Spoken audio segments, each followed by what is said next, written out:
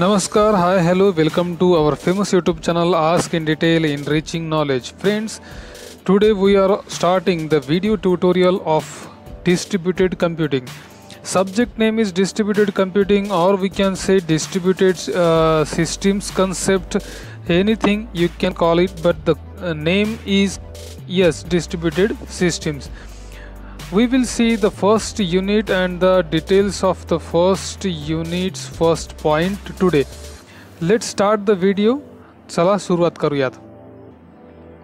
स्क्रीनवर तुम्ही बघू शकता पहिलाच पॉइंट आहे definition of distributed system. Distributed सिस्टीमची डेफिनेशन काय. आता डेफिनेशन तर इथे समोरच आहे आणि मी लगेच येतं त्याचं एक एक्झाम्पल सुद्धा तुम्हाला दाखवतो किंवा डायग्राम तुम्ही आधी बघून घ्या. हे बघा, ही आहे डायग्राम डिस्ट्रीब्युटेड सिस्टीमची. ठीक आहे. आता या डायग्राममध्ये तुम्हाला काय दिसते हे डायग्राम आधी बघू, म्हणजे आपण आधी पिक्चर समजलं की मग आपल्याला डेफिनेशन समजते. आता या डायग्राममध्ये तुम्ही बघत असाल देअर आर 4 सिस्टीम्स. ओके, चारही सिस्टीम इंडिपेंडंट आहेत. All this 4 systems are independent. There operating system, as you can see, operating systems are also separate. There applications are also separate. These systems are also separate, but the main thing is that all these systems are connected through network. There is a network which is connecting all these 4 systems. Okay, because of this network, this middleware is also working. Middleware means what? The software. The software which is connecting all these systems to each other. आता इथे आपण definition बघू. या डेफिनेशनचा आणि या डायग्रामचा काय संबंध लागतो ते समजून घेऊ. डेफिनेशन तुमच्या समोर आहे. इथे जरी आता हे पहिल्या पॅराग्राफमध्ये तुम्ही पहिल्या लाईनमध्ये वाचू शकता, इथे तसं सांगितलंय की various definitions of distributed systems have been given in the literature. बऱ्याचशा डेफिनेशन्स आहेत डिस्ट्रीब्युटेड सिस्टीमच्या, पण सगळ्यात जास्त माहीत असलेली किंवा वेल नोन किंवा पॉप्युलर डेफिनेशन कोणती, तर ती ही डेफिनेशन अतिशय सोपी आहे. नीट बघा. A distributed system is a collection of independent computers. Distributed system म्हणजे काय? इंडिपेंडंट कम्प्युटर्स म्हणजे वेगवेगळ्या कम्प्युटर्सचं कलेक्शन. ही झाली अर्धी माहिती. पुढचा अर्धा भाग काय डेफिनेशनचा बघा. That appears to its user as a single coherent system. वर अर्ध्या भागात सांगितलं आहे की वेगवेगळ्या सिस्टीम्सचं कलेक्शन म्हणजे डिस्ट्रीब्युटेड सिस्टीम, पण ह्या दॅट ॲपियर्स ह्या सगळ्या वेगवेगळ्या असलेल्या सिस्टीम दिसतात कशा? सिंगल कोहरंट सिस्टीम असल्यासारख्या दिसतात युजरला. आता याचं सगळ्यात मोठं उदाहरण काय? तर उदाहरण आहे गुगल, किंवा उदाहरण आहे तुम्ही कुठल्याही वेबसाईटवर गाणे डाउनलोड करता. आता आपण ज्यावेळेस डाउनलोड करतो किंवा आपण वेबसाईटवर जातो त्यावेळेस आपण वेबसाईटवर जे पहिलं होम पेज बघतो कदाचित ते एका कम्प्युटरवर असेल. त्यावर एखादं गाणं बघतो, डाउनलोडचं बटन क्लिक केल्यानंतर दुसऱ्या सिस्टीमवर तुम्ही जाता. डाउनलोड बटनवर क्लिक केल्यानंतर एक लिंक येते, क्लिक ऑन सर्व्हर 1 सर्व्हर 2 वगैरे. त्यावर क्लिक केल्यानंतर पुन्हा एका वेगळ्या सिस्टीमवर आपण जातो किंवा वेगळं वेब पेज ओपन होतं. म्हणजे काय? तर आपल्याला आपण ज्या कम्युनिकेट करत आहोत त्या सिस्टीम्स आहेत वेगवेगळ्या, पण दिसताना असं वाटतं की आपण एकाच सिस्टीमशी कम्युनिकेट करत आहोत की काय. हीच आहे डिस्ट्रीब्युटेड सिस्टीमची कन्सेप्ट किंवा ही डिस्ट्रीब्युटेड सिस्टीमची डेफिनेशन. आता याचे काही महत्त्वाचे आस्पेक्ट्ससुद्धा आहेत किंवा काही पॉईंट्ससुद्धा आहेत. नीट बघा. पहिल्याच लाईनमध्ये इम्पॉर्टंट आस्पेक्ट्स काय आहेत. तर पहिला काय बघा. The first one is that distributed system consist of components that are autonomous. पहिला आस्पेक्ट असा आहे, पहिला मुद्दा असा आहे की डिस्ट्रीब्युटेड सिस्टीममध्ये ज्या सिस्टीम्स आहेत किंवा जे कम्प्युटर्स आहेत ते सगळे ऑटोनॉमस आहेत, म्हणजे स्वतंत्र आहेत. दुसरा कन्सेप्ट काय आहे तो पण बघून द्या. A second aspect is that users think. नीट बघा, हे थोडंसं मी कट करतो इथे आणि आता बघा सेकंडमध्ये दिले. अ second aspect is that user thinks that they are dealing with single system. बघून घ्या इथे हे SINGLE सिंगल सिस्टीम. पहिला कन्सेप्ट असा आहे की सगळे कम्प्युटर वेगवेगळे आहेत, जे डिस्ट्रीब्युटेड सिस्टीम्समध्ये कनेक्ट केलेले आहेत ते सगळे सिस्टीम वेगळे आहेत, पण युजरला दिसताना मात्र ती सिंगल असल्यासारखी दिसते. आणि हे होतं कशामुळे? तर नेटवर्कमुळे. आता उदाहरणार्थ आपण गुगल वापरतो. गुगलच्या सर्च इंजिनवर आपण बऱ्याचशा गोष्टी सर्च करतो, पण आपल्याला हे माहीत नाही आहे की आपण जे सर्च करतोय ते एकाच सिस्टीमवर आहे का? तर बिलकुल नाही. आपण जे काही सर्च करतो ते बऱ्याचशा वेगवेगळ्या सर्व्हरवर डिवाइड केलेलं असू शकतं.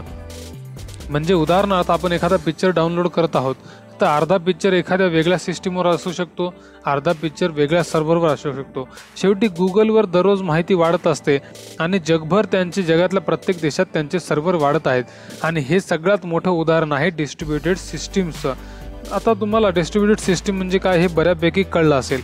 आता यामध्ये काही कॅरेक्टरिस्टिक्स सुद्धा आहेत, आपण त्या कॅरेक्टरिस्टिक्स बघून घेऊ. इथे बघा, there are important characteristics of distributed system. पहिली काय आहे, 1 नंबर बघा. One important characteristic is that differences between the various computers and the way in which they are communicate are mostly hidden from users. हे इथपर्यंत नीट वाचले तुम्ही. बघा, आता आपण म्हणालो की वेगवेगळ्या सिस्टीम आहेत पण दिसताना ते आपल्याला एकच दिसते. याचा अर्थ आपल्यापासून हे बॅकग्राऊंडला जे काय आहे हे सगळं आपल्यापासून लपवलं गेलेलं आहे किंवा हाईड केलेलं आहे. उदाहरणार्थ एखादं सर्व्हर असेल, एखादं डेटा सर्व्हर असेल, एखादं वेगवेगळ्या सिस्टीम्स असतील, ह्या सगळ्या एकमेकांना जोडलेले आहेत. हे सगळं आपल्यापासून काय केलेलं आहे, are mostly hidden from the user. आपल्यापासून लपवून ठेवलेले किंवा आपल्याला ते दिसू देत नाहीत. साहजिक आहे, आपण जर सगळ्या वेगवेगळ्या सिस्टीम आपल्याला दिसत असतील तर आपण एका सिस्टीमशी कम्युनिकेट करत आहोत हे आपल्याला वाटणार नाही किंवा ते कळणार सुद्धा नाही. दुसरा इम्पॉर्टंट ॲस्पेक्ट काय, नीट बघा. Another important characteristic is that users and applications can interact with a distributed system in a consistent and uniform way regardless of where and when interaction takes place. आता ह्या सगळ्या सिस्टीम्स एकमेकांशी connected असल्यामुळे, हे सगळे सर्व्हर एकमेकांशी connected असल्यामुळे आपल्याला कन्सिस्टंट म्हणजे सातत्य आणि सेमनेस म्हणजे सारखाच आपल्याला रिस्पॉन्स मिळतो. उदाहरणार्थ आता गुगलचे सर्व्हर भारतात आहेत, भारताच्या बाहेर आहेत, अमेरिकेत आहेत, बऱ्याचशा वेगवेगळ्या देशांमध्ये आहेत. आपण माहिती शोधतो, कुठलीही माहिती शोधली आणि कुठूनही शोधली, म्हणजे मी इथून बसल्या मी शोधली काय किंवा तुम्ही शोधली काय, ती माहिती सगळ्यांना सारखी दिसणार आहे आणि सातत्य तिच्यामध्ये असणार आहे. मग हे मॅटर करत नाही कोण माहिती कुठून शोधत आहे. बरोबर आहे मित्रांनो.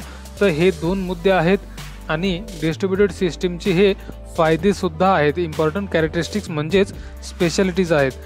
तर this is all about distributed systems आणि हा त्याचा मेन फंडा आहे किंवा मेन लॉजिक हे आहे आपल्या समोर. आता थोड्या वेळाखाली या डायग्रामचं वर्णन किंवा ह्याच्याबद्दल एक्सप्लेनेशन हे इथं दिलेलं आहे. आता डायग्रामबद्दल नेमकं काय, डायग्रामचं नाव काय, या फिगरचं नीट बघा. Distributed system organized as a middleware. Middleware म्हणजे कनेक्टिंग नेटवर्क आणि कनेक्टिंग सॉफ्टवेअर म्हणू. The middleware layer extends over multiple machines. हीच मिडलवेअर वेगवेगळ्या मशीनला कनेक्ट करत आहे and offers each application the same interface. सगळ्या ॲप्लिकेशनला सेम इंटरफेस अवेलेबल करून देत आहे. उदाहरणार्थ इथे सिस्टीम आहे, वर डायग्राम आहे, खाली त्याचं एक्सप्लेनेशन आहे.